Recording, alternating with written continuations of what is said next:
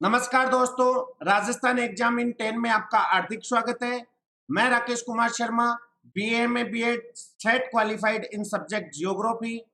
मैं पिछले 8 सालों से ऑनलाइन ऑफलाइन कोचिंग इंस्टीट्यूट में पढ़ा रहा हूं और मैप बेस्ड जियोग्राफी मेरी सबसे खास बात है। यदि आप अनअकैडमी प्लस सब्सक्रिप्शन लेते हो तो वहां पर आपको डेली लाइव क्लासेस मिलेगी, जहां आप एजुकेटर से discussion, ask your doubt and answer poll कर सकते हो और अपनी तैयारी को परखने के लिए लाइव टेस्ट एंड क्विजेज में पार्टिसिपेट कर सकते हो। स्ट्रक्चर्ड कोर्सेज और अनलिमिटेड एक्सेस, यानी एक ही क्लास को आप अपनी संतुष्टि तक बार बार देख सकते हो। आपके लिए यह सब्सक्रिप्शन 12 महीने का सब्सक्रिप्शन मात्र 7,000 रुपए में है, जो इकोनॉमिकली आपके लिए बहुत ही बेनिफिशियल है। और यदि आप आरकेएस लाइव रेफरल कोड का यूज करते हो तो यह मात्र आपके लिए रहेगा 6300 रुपए में, यानी आपको क्या मिलेगा, 10% का ऑफ। तो दोस्तों, मैं उम्मीद करता हूं आप जल्दी ही कीजिए। अपनी सफलता के लिए निश्चित मार्गदर्शक के रूप में अनअकैडमी प्लस सब्सक्रिप्शन जरूर खरीदें। आज हमारा टॉपिक है विश्व की कुछ प्रमुख नहरें। इसमें मैं पहली नहर जिसके बारे में चर्चा कर रहा हूं वो है स्वेज नहर। आपको वर्ल्ड का मैप दिखाया गया है। इस वर्ल्ड के मैप में आपको ध्यान रखना है कि जब औपनिवेशिक काल था तो यहां से जहाज होते हुए अटलांटिक महासागर से कैप ऑफ गुड होप और मेडागास्कर होते हुए इंडिया तक आते थे। तो ये एक बहुत लंबा मार्ग था। कालांतर में 1859 की बात है, 1859 में यहां पर एक प्रस्ताव लेके आया गया और इधर से ये जो आपका हिस्सा है इसको बोलते हैं भूमध्य सागर। दोस्तों गौर करना, इसको क्या कहते हैं, भूमध्य सागर, और इसे कहते हैं लाल सागर। और यहां एक इंजीनियर को बुलाया गया। इंजीनियर महाशय का नाम था फर्डिनेंड टी लेसेप्स। ये इंजीनियर थे, ये कहां से थे, ये फ्रांस के थे। इनको बुलाया गया कि साहब नहर बनानी है, तो इन्होंने अपनी नहर की स्वीकृति दी और इन्होंने बनाना शुरू किया। तो यहां पर आप लोगों को गौर करना है कि यहां पर एक नहर बनाई गई। कहां, यहां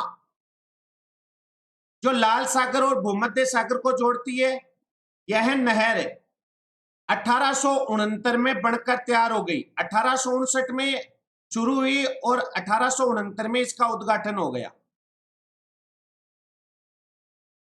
अब दोस्तों यहां गौर करने वाली बात यह है कि ये जो जगह है, यहां पर दो बंदरगाह है। उन बंदरगाहों के बारे में कई बार नाम पूछा जाता है, तो यहां ध्यान देना। यहां जो बंदरगाह है उसका नाम है पोर्ट सईद, और यहां जो बंदरगाह है उसका नाम है पोर्ट स्वेज। इसके अलावा दोस्तों इसमें कुछ नहरें पाई जाती, झीलें पाई जाती हैं। उन झीलों को क्या कहते हैं, लिटिल विटर,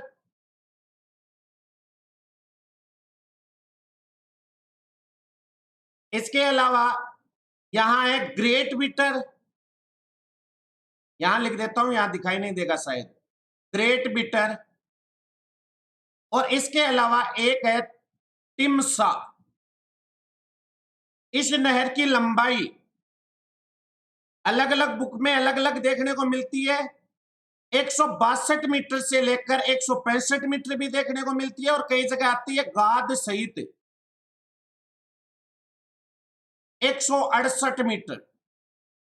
तो ऑप्शन आधारित उत्तर होगा ये। आप लोगों को ध्यान रखना है कि 1956 में इस नहर का क्या हो गया, राष्ट्रीयकरण हो गया, और ये वर्तमान में मिस्र देश के अधिकार क्षेत्र में है। किस देश के अधिकार क्षेत्र में है, मिस्र देश के। यहां आप लोगों को ध्यान रखना है कि इसे क्या कहा जाता है, इसे कहा जाता है ब्रिटेन की स्नायु तंत्र।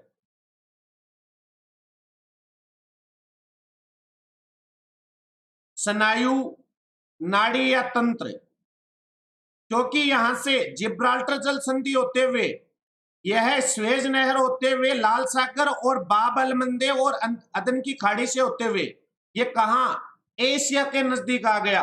तो यह नहर किसको जोड़ती है? लाल सागर को भूमध्य सागर से, हिंद महासागर को अंध महासागर से और यूरोप को एशिया से जोड़ती है।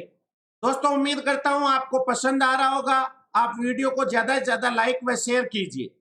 आगे दोस्तों यहां देना, इसी नहर का निर्माण करने के बाद में दूसरी एक नहर का निर्माण किया गया जो आपको बार बार एग्जाम में पूछा जाता है। देखिए दोस्तों यहां आपको गौर करना है, ये जो महासागरीय भाग है, तो इस महासागरीय भाग को क्या कहते हैं दोस्तों? इस महासागर को कहते हैं अंध महासागर। क्या कहते हैं? अंध महासागर। और इसको कहते हैं प्रशांत महासागर। और यहां से, कहां से? यहां से यदि यहां आना होता है तो जहाजों को इधर से आना पड़ता, यूरोपीय देशों को भी यहां आना होता है तो इधर से। तो ये ज्यादा दूरी तय करने के कारण यहां पर व्यवधान आ रहा था। उस व्यवधान से बचने के लिए यहां एक देश है जिसका नाम है पनामा। देश का नाम क्या है? पनामा। और यहां पर जो सागरीय भाग है उसका नाम है कैरेबियन सागर दोस्तों। और इधर प्रशांत महासागर है। यहां पर 1914 में नहर का निर्माण किया गया। कब किया गया? 1914 में। और इसका नाम क्या रखा गया? इसका रखा गया पनामा नहर। ये क्या था? स्वेज नहर। आगे ध्यान देना, ये जो पनामा नहर है, इस पनामा नहर का निर्माण 1914 में किया गया। इसकी कुल लंबाई है 82 किलोमीटर। और इस पर 1 जनवरी 2000 को किसका अधिकार हो गया? पनामा देश का। इसका निर्माण किसने किया? तो अमेरिकन आर्मी ने किया भाई। इसमें आपको ध्यान देना है, इधर जो है उसका नाम है, बंदरगाह जो है उसका नाम है कोलोन, यानी कैरेबियन सागर की तरफ है उसका नाम है कोलोन। और इधर जो है उसका नाम है पनामा। यहां आपको ध्यान रखना है कि इस नहर में कुछ बंद बनाए गए हैं और उन बंदों को क्या कहते हैं?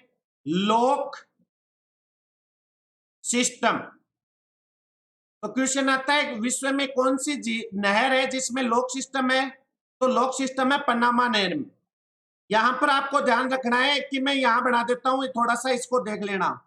यहां तो है गाटून लॉक्स, और यहां जो बीच में है उसका नाम है पेड्रोमिक्ट।